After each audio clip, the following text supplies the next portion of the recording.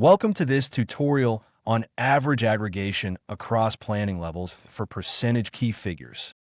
First, review the objective. The introduction slide explains that stored key figure data aggregates when a planning view uses a higher planning level. An average mode displays the average of the underlying values at the requested level. In this example, consensus demand final error, %, is used as a percentage key figure with aggregation mode average and disaggregation mode copy value. Next, open the SAP IBP web application to review the planning area configuration. Next, the planning areas list is displayed. The IIM planning area is highlighted in the table. Click the IIM planning area ID to open the model configuration used in this example. After opening the planning area detail page is displayed on the General tab. The Key Figures tab is highlighted because aggregation behavior is configured for each key figure. Click Key Figures to continue. After clicking Key Figures, the key figure list is displayed. The search field is highlighted above the list. Click the search field to locate the key figure for this walkthrough. After selecting the search field, enter a key figure ID or search text, such as DMANDQTYERROR. Then click the search button to filter the key figure list.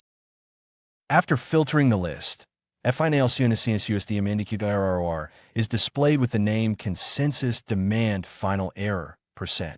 Click the key figure ID to open its details. After opening the key figure details, the characteristics section is displayed. The aggregation mode field is highlighted and shows average for this percentage key figure. This means SAP IBP displays an average of the underlying values when the data is viewed at a higher planning level. Next, switch to Microsoft Excel to see the effect in a planning view. Now, the Excel planning view is displayed by Product ID and Customer ID. The SAP IBP ribbon is visible and Edit View is highlighted. Click Edit View to change the planning level attributes.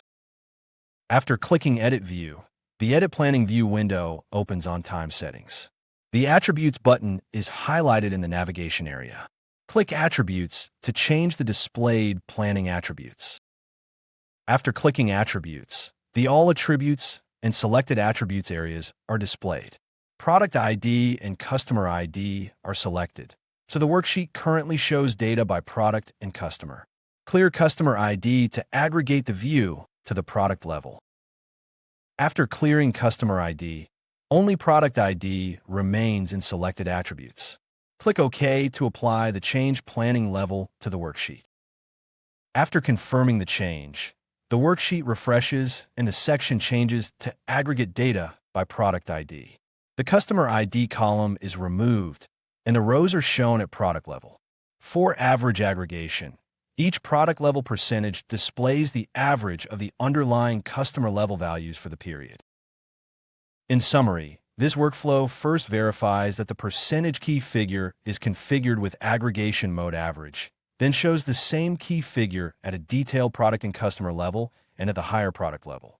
When Customer ID is removed from the planning view, SAP IBP aggregates the underlying values and displays the average value at the requested level.